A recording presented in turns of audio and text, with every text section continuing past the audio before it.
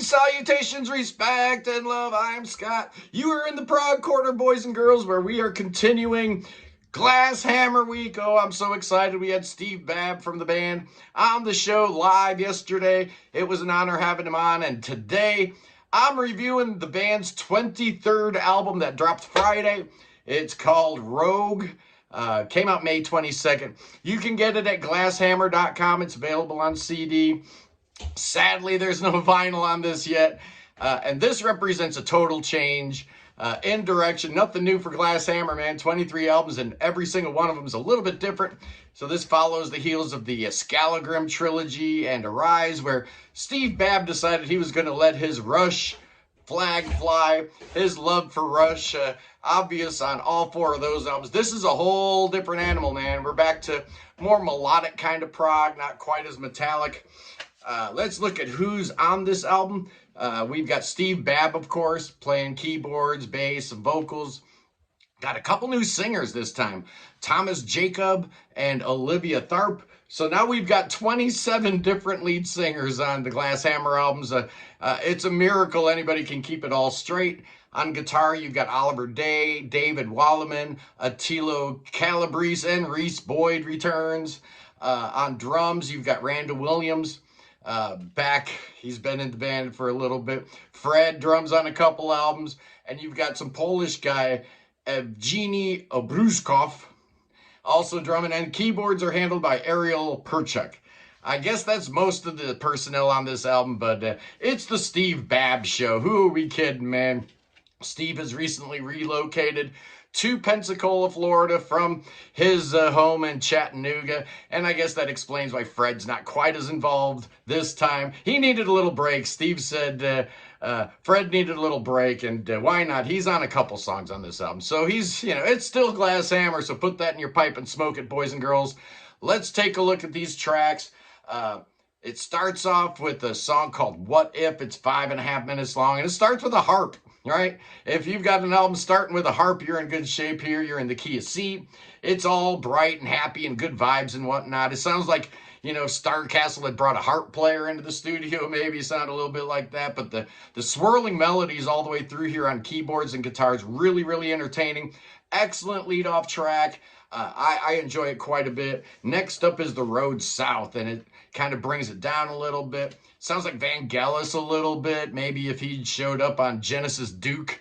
And then we change keys. We're in C-sharp major here. And you get all the Tony Banks chords and Duke-like keyboard sounds. And then who invited Steve Howe into the studio? All of a sudden you got this pedal steel. Got all this slidey guitar stuff going on. Making me think of, the Gates of Delirium or something. The vocal section comes in and somehow we're in C minor. And then somehow we modulate to A minor. This is a common theme throughout this album. Steve really enjoys his tonality. He likes to shift it around a lot, and it is a whole lot of fun trying to keep up. Great song. Next up is a track called Tomorrow, and this one's really cool. It starts out with this super overdriven keyboard. Kind of sounds like Evership and Kaipa had a baby, which is never a bad thing in my book. You got Fred on drums, the return of Fred here. He sounds fantastic. Real good keyboard-driven melodies all the way through here.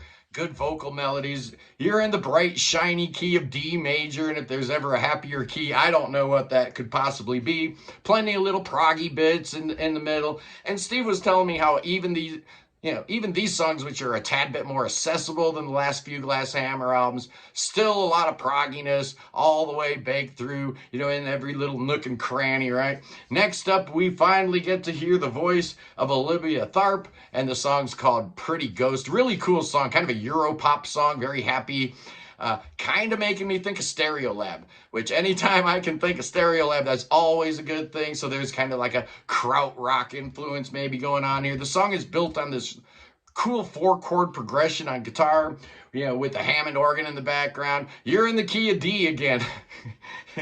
Yeah, that tells you something right there about the way this song plays out. If you're in D, you're probably singing happy stuff, even if it is about a ghost. Next up is another track that features Olivia's voice. This is called Sunshine, a little longer. It's 6.5 minutes long, and this is the song that gives you all those beach house vibes, right? You know, Beach House, that great Baltimore duo. Definitely sounding that way with the chill vibes, you know, chill wave and the real relaxed vocals. It's slow down, but you've got the pedal steel still going on here. You're in B major, which is always a fun key. Olivia's voice definitely steals the show here. She does some real tricky, frilly stuff. Excellent vocalist. I don't know where Steve finds all these lead singers, man. So we modulate to A, and then somehow we go back to B. Very stately, very measured song. A lot more key changes and that slide guitar going on. Just a really, really cool song. Next up is called I Will Follow. 5-minute song. Starts out great. We got a little church organ and the synths in the background. But then it settles down and you go from C to F, G sharp to G. That's the chord progression. And unfortunately, the song title tells you everything you need to know. The U2 comparisons are apt here. It's fair. U2 had a song called I Will Follow, their very first single. And, you know, the vocal line even follows that. So it is a little distracting. I don't like it. It's the worst song on the album, actually. And I blame U2 because U2's I Will Follow is 10 times better.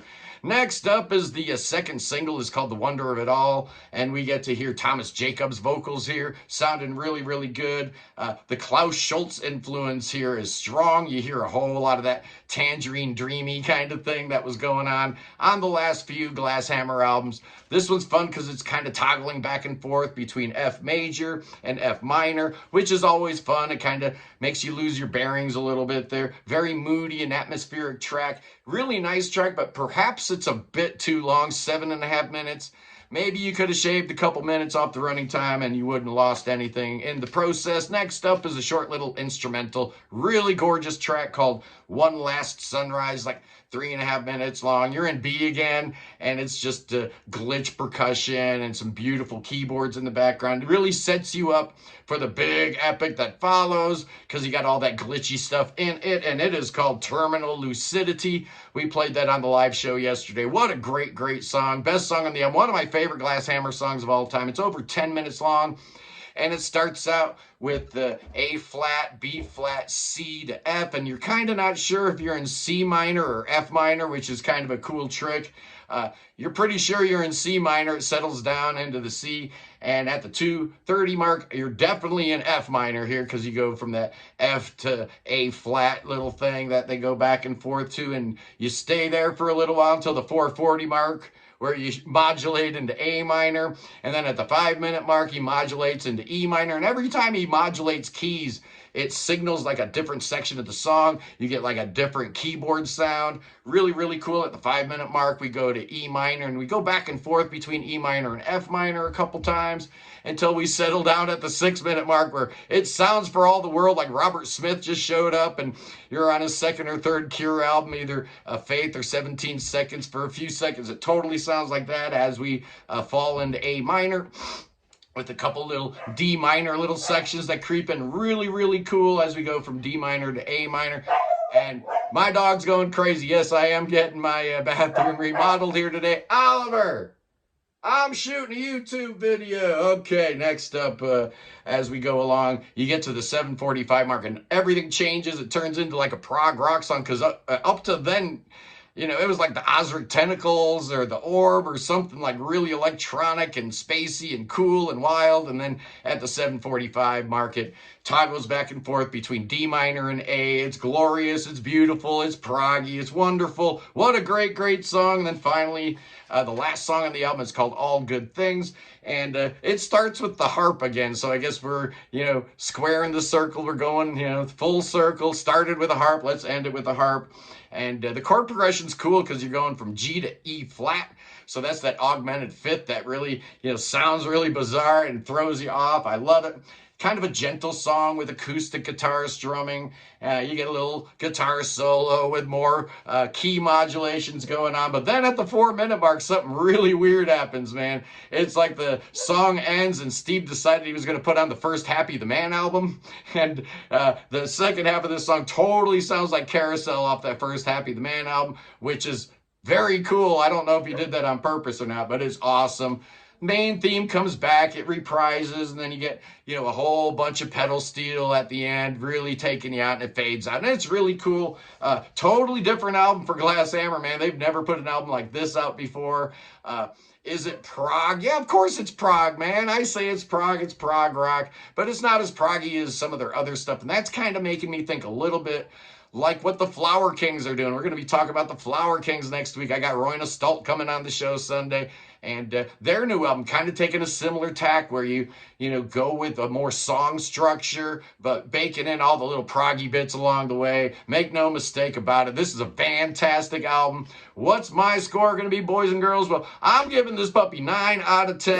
You must buy it. It's awesome. I'm taking a point away because I don't like that I Will Follow song, and maybe a half a point away because there's no vinyl, but that's not really the band's fault, right? Vinyl is not really financially feasible for a lot of smaller prog bands these days. So, I don't hold grudges, man. But anyway, 9 out of 10 sounds right. It feels right. Tomorrow on the show, boys and girls, I'm going to be ranking all 23 Glass Hammer albums. Oh, heaven help me. How am I going to get through this? I need to drink more Mountain Dew, obviously. Anyway, boys and girls, I love you. Peace in the Middle East. Free Tibet. Free the Ukraine. Free your mind. Free beer. Free Willie, and God save the king. I'll see you punks tomorrow. Peace.